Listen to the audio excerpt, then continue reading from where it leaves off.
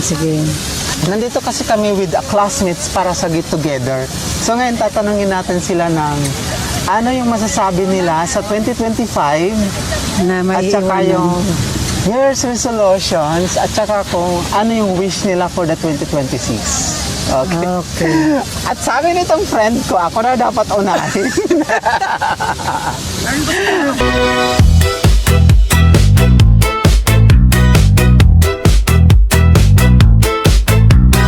Pakiramdam mo ba ay nandidilim ang iyong bukas? Minsan parang bukang liwayway ang pakiramdam at maisip mo na napakasarap mabuhay. Yung parang paggising mo sa madaling araw, nakakaramdam ka ng katiwasayan. Then mas lalo pa itong pagagandahin ng bukang liwayway. Kung walang kasing ligaya sa pakiramdam ang kasunod, tapos akala mo tuloy-tuloy ng kaligayang iyong nararamdaman, tapos bigla na lang ulan ng walang humpay. This vlog, mag-ano kasi kami, mag-Christmas party kami with a friend, with classmates actually. Hindi pa kayo And then, Hindi pa. Actually, hanggang March pa ako. Actually, hanggat gusto ko daw, sabi ni teacher, ni doktor. Di ba dahil walang ano? Nag-hands-on na lang kami ngayon ng training ng massage. Ayos Tapos ngayon, actually hindi naman Christmas party, parang get together yung tawag namin. Ito ba yun? Dai? Ang tawag daw doon, get together. Kanan pa tayo dito. Hindi daw Christmas party, get together. So anong pagkakaiba na? With my friend Lisa. Baka ano? Say hi. Hello. Okay.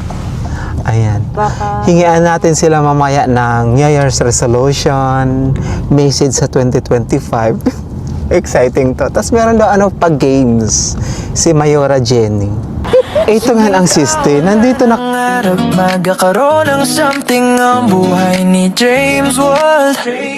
Nagsusumikap, pinasok lahat ng trabaho basta marangal. Kahit nahihirapan, hindi kailanman sumuko. Si Mayora Jenny.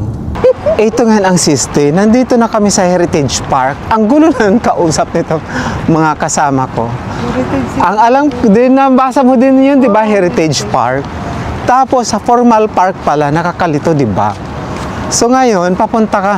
Nakarating na kami dito sa Heritage Park. Nadaanan pa namin yung formal park. Di ba? Nakakaloka. Kung saan ka nagbukas ng camera, yun yung umikot tayo, nung kumanan tayo. Yun yung formal park.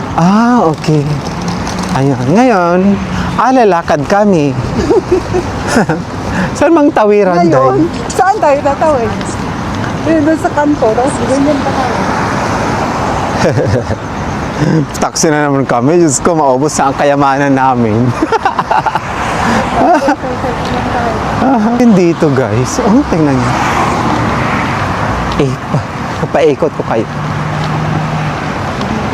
Ang ganda din naman pala dito. Mapa mo. Anong tawag dito, Day? Heritage Park na. Ito mismo na part ng Abu Dhabi. Kasi dyan pwede mag-ihaw. Akala ko mag-ihaw-ihaw kayo, dyan lang mag-ihaw. Pwede rin naman daw doon mag-ihaw Pwede ata. dyan? Oo. Alam ko hindi.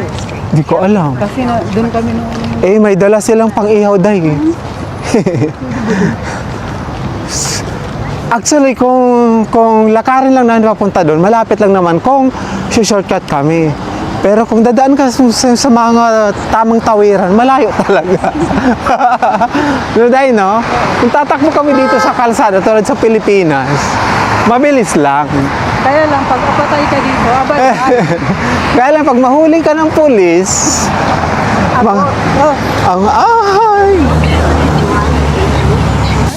Hi mga friends! Good morning! Okay, ngayon, magtatanong morning, tayo good sa ating good evening and good morning. Always good morning. Yung bati daw dapat always good morning para always shining. Okay, go. Sige. Nandito kasi kami with classmates para sa get together. So ngayon tatanungin natin sila ng ano yung masasabi nila sa 2025 Na at saka maiiwanan. yung New Year's resolutions at saka kung ano yung wish nila for the 2026. Okay. Okay. At sabi nitong friend ko, ako na dapat unahin.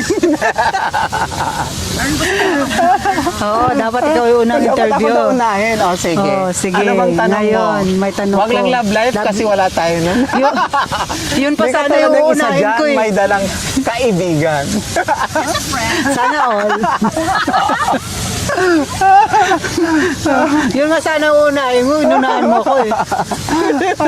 Oh, sige, friend. Ito ang aking tanong. Okay. Anong masasabi mo ngayong itong 2025 mo? Tapos, New Year resolution mo, sa katapusan na yun kasi New Year na. Diba? Isang magbabagong tanong taon na eh. bagong taon na. Sa ngayon, ano yung inaasahan mo at saka gusto mong mangyari sana, yung dasal mo kay Lord na maging sa 2026, yung mangyayari, yung gusto mong ma-achieve, yung plan mo or pangarap mo pa sa 2026 na mas good na mangyayari, na marami nang nangyari na good sa'yo 2025, so mas good pa sa 2026. Okay. For the 2025 muna, magte-thank you ako sa 2025 kasi although marami mga struggles, tapos marami mga challenges, ganon. Pero magpapasalamat ako kasi nalampasan namin lahat yon. At saka I feel like yung 2026 parang mas napabuti. Hindi naman ganon nabuti, pero kahit pa paano, parang I feel like naging mabuti naman yung aking 2025. Tapos I meet a lot of friends, success, nagkaroon ako ng kahit pa paano mga travels. At saka walang masyadong struggles about health. Kahit yung pagpunta ko dito ng 2024, di ba? Alam mo naman, namatay yung tatay ko, pagdahi ko. Tapos before that, namatay yung sister ko. So ang dami nangyari sa akin sa 2024. Tapos napilitan akong i-close yung aking shop. Tapos nabalik ko yung kotse ko sa bangko. Then before that, ang dami ko pang ma-struggle yung mga, basta ang dami. Parang ayoko, hindi ko masyadong sa 2024 ko. Kaya naramdaman ko na masyadong maganda yung aking 2025. So, ang sasabihin ko lang sa 2025, thank you very much for being so kind to me. Tapos, ang aking New Year resolution. New Year's resolution is, marami akong gustong mabago actually. Yung gusto ko yung how to spend my earnings wisely kasi gusto kong makaipon. Kahit paano makagawa or makabili ng kahit konting bahay na pwedeng pagtayuan ng bahay kubo. Hindi man mga simento, di ba, Day? Hindi naman simentong bahay, basta magkaroon lang ng bahay, pwede na sa akin yun. Totoo pa ang maganda pa ang kahoy na bahay. Totoo naman ang laman. True, gusto ko talaga. Mas masarap ang tumira doon. Actually, wala akong balak na magkaroon ng kondo, ng magandang bahay, mga semento. Actually, kahit yung bahay lang na pawid, gusto ko yun. Yung sa probinsya, Actually, mas yun, masarap oo, tumira. Gusto ko yan. Tapos para magtanim-tanim ako ng mga kamuting sa gilid. Ganun lang yung gusto kong bahay. Dahil alam mo, yun lang yung pinaka-pangarap ko. Ayaw ko magkaroon ng magandang bahay actually. Tapos, ano pa ba? Actually, marami akong gustong New Year's resolution kasi yung babaguhin mo yung mga hindi Bad na, medyo hindi naman bad. nakagawian na hindi maganda, di ba? So marami akong gusto Habit, mabago actually. kumbaga, bad habit. Gusto ko more travels, more savings. Sa Hindi ko alam kung 2026. paano mangyayari yun.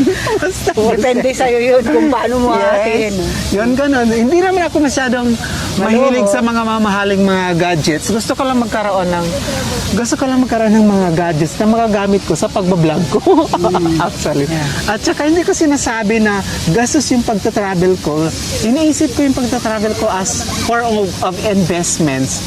Kasi parang kahit years ago na yung videos sa YouTube ko, parang nag-accumulate pa rin siya ng income.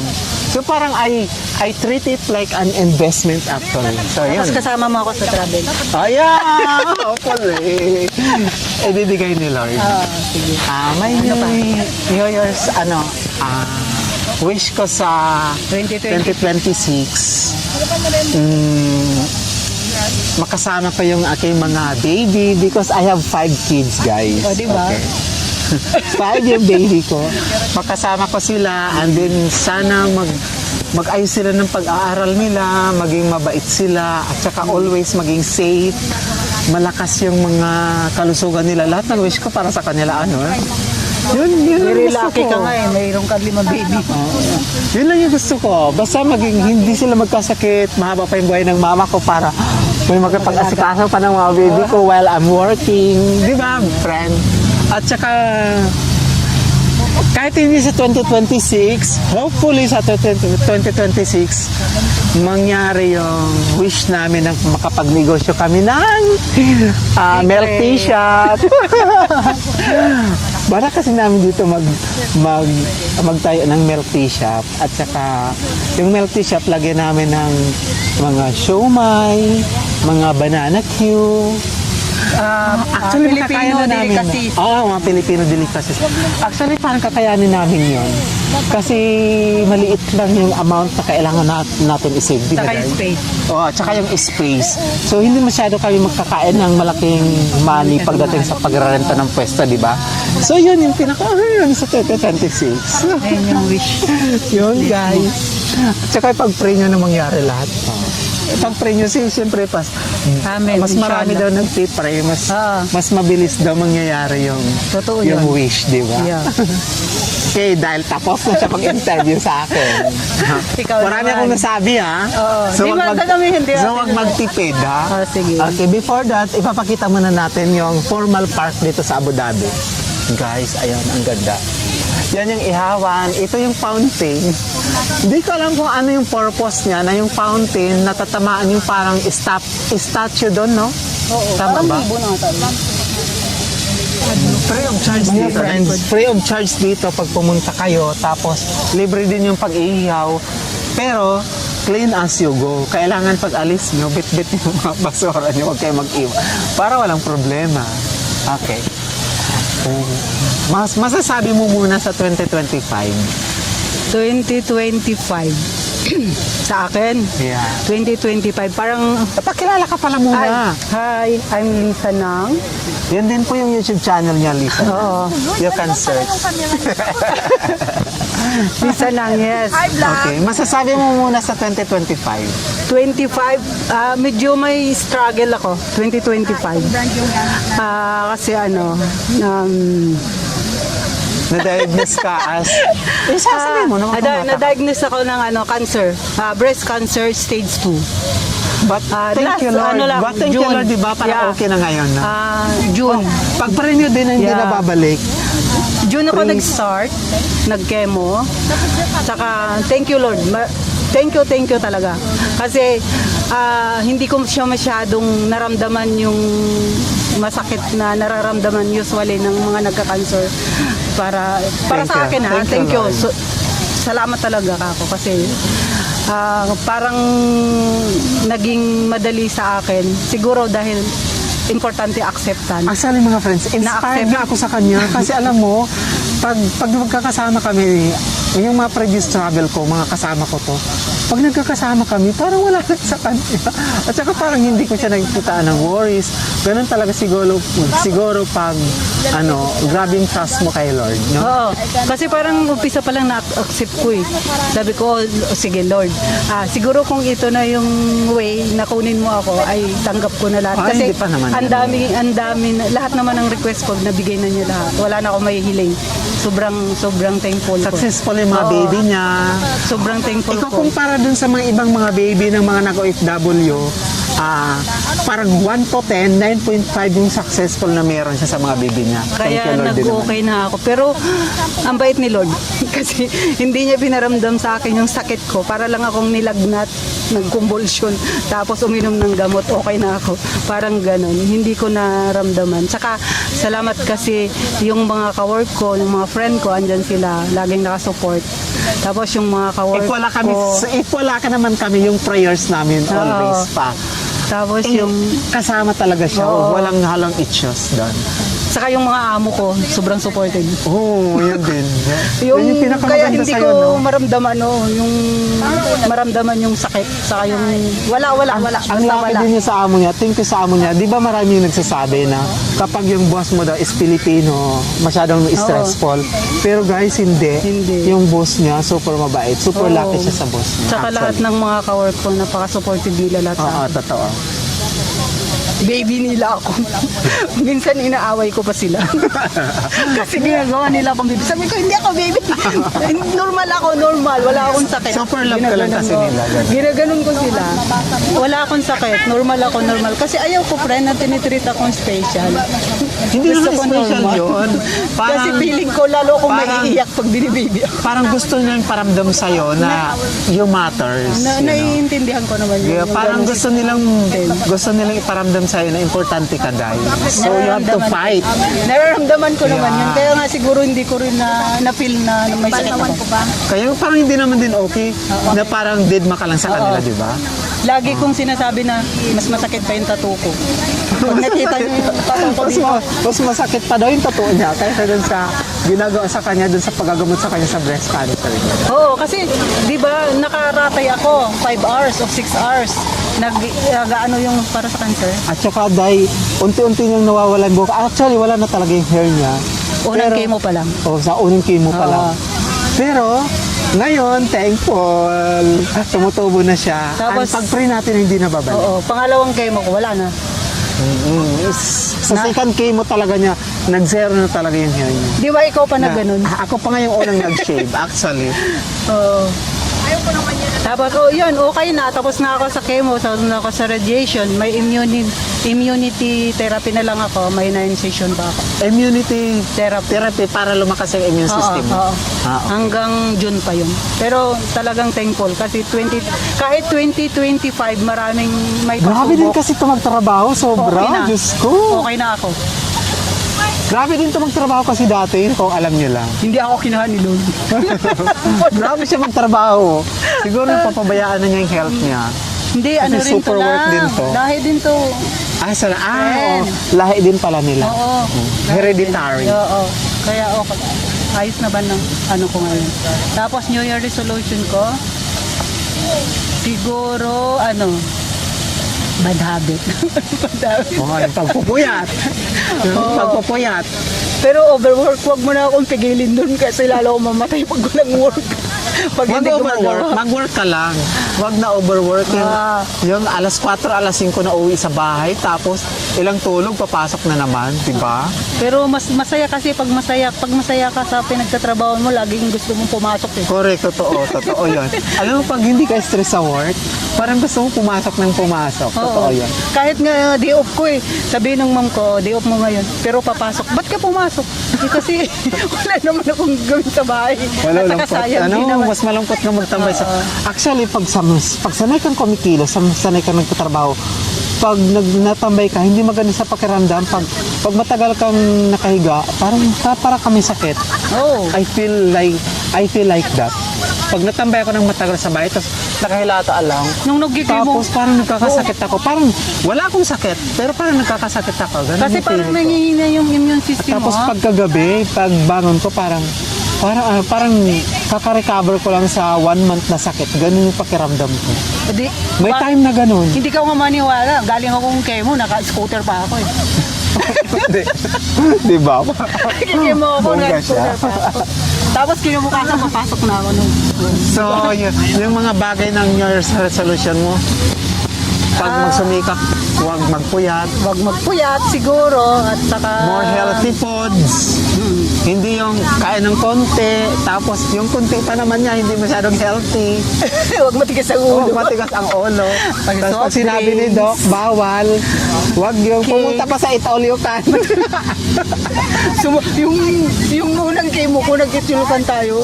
Tapos kumain ako ng maraming dip. Nung kinahaponan, ang init ng ulo ko. Ay talaga? Oo, ang init ng ulo ko Ang kasi sarap naman kasi doon. ang dami natin na tayo na beef. Oh, ang sarap din naman kasi doon, guys, no? Actually, kahit ako, marami din ako nakain doon. Eh. Pero after nun naman, ano ka naman, nag-soft diet ka rin naman, Oo, di ba? kasi sabi ko sa mga kasama ko, ang init ng ulo ko. Bakit? Ano na naman ginawa mo? Kasi kumain ako ng beef na marami. Ay, ang tigas talaga ng ulo mo. Beef kasi mga friends, red Bawal meat yun eh. yun. Lahat ng red meat, kalaban ng cancer. Oo. Minsan, pag yung nakain ako ng matamis, yun, kinukulit nila ako. Ayan, kumain ka na ng matamis. Minsan tinatago ko, pero hindi nila alam. Oo, alam niyo na ngayon, nagtatago siya. Ninarako ko yung matamis. Hindi kasi, may cravings kasi tayo. Oo, pa, hindi naman ako Huwag naman yung matreat, oh. sobra. Huwag naman yung sobra. Ngayon lang nagka-cancer ako, pero dati hindi ako mahilig sa matamis. Oo, pag nagkikrave lang naman talaga siya. Oo. Even before, hindi naman din siya mahilig. Magulay nga ako eh, may isda ako. Pero magtataka ka, may cancer. Pero maingat ako sa katawan. Ako din, maingat sa katawan. Hindi kasi, sabi mo nga, hereditary. Oo. Nasa lahat kasi Hindi na nila. talaga may iwasan. Pero huwag kayong matakot na nagka-cancer, hindi yun nakakapatay talaga. Okay. Yun lang. Wish mo sa 2026. Sa 20, actually, wala na talaga akong wish list. Kasi binigay na ni Lord sa akin. Pero nawa, inshallah, ibigay. Siyempre, gusto kita maging partner sa business. No, Why not, di ba? Pero, Ano na? Ayan ang aming taga-ihaw. Ayan. Say hi. O, di ba? Ang pretty niya, kahit nag-iihaw siya. siyempre, kailangan pretty. Ano to? Ayun. And then, Nakakahiya na kasi friend mag-request. O request na lang ako ng request ng mga kay Lord ng mga material things or what. hindi yung God help. Yun lang. I-request mo. Ang Tapos, for the family, for friends. ang pinaka-request ko, bigyan pa ng mahabang buhay yung nanay ko. Kasi gusto ko pa rin naman siya makasama. 85 years old na kasi yung nanay ko. Thank you, Lord. Mm. Gusto ko pag umuwi ako ng Pilipinas matagal, kasi gusto ko pa rin siyang kasama. Gusto ko rin siya malagaan. Even me, ganun ni wish ko, di ba? Oo. Yun lang. Actually, hindi lang naman dahil inalagaan ng nanay ko yung mga baby ko. I want her to live long. Oo. Para di ba yung Para makasama ko success pa mo, siya. madala mo pa siya Para dito. ma-share ko yung, if ever, kahit anong success na mangyayari in the future, masishare ko pa sa mama ko. Tsaka madala mo pa siya dito. True. Diba? Makapunta pa siya Inshallah.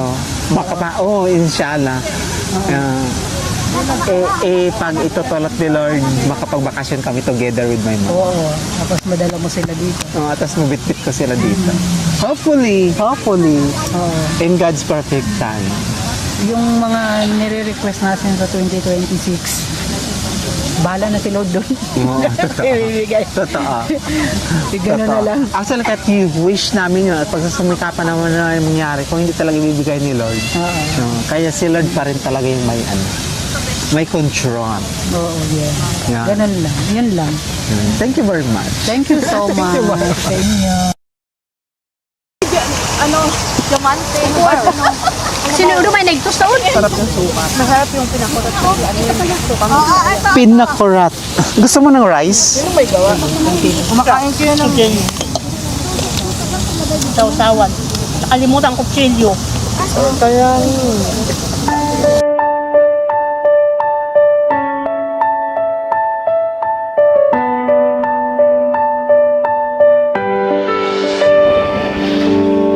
James World, bakit ka namin dapat suportahan at abangan? Isang simpleng buhay ang pinangarap, pero sinubok ng tadhana. Kahit anong pagsusumikap, mabibigo pa rin mapagtiwalang tao. Pero parating pinagtataksilan, di ko alam bakit ganito ang buhay. Gusto mo lang naman ng buhay na masaya. Minamaliit kaya hinahamak minsan. Di mo din alam bakit napakalupit ng tao. Kahit nagsusumikap kang maging mabiti, matatapuan mo naman ang mga masasama. Pero ayaw ko magpalungkot, mas gusto ka pa din natin ipagsigawan at ipalaganap ang ugaling pala kaibigan. Kahit pa may mga taong di mo talaga makakasundo, halika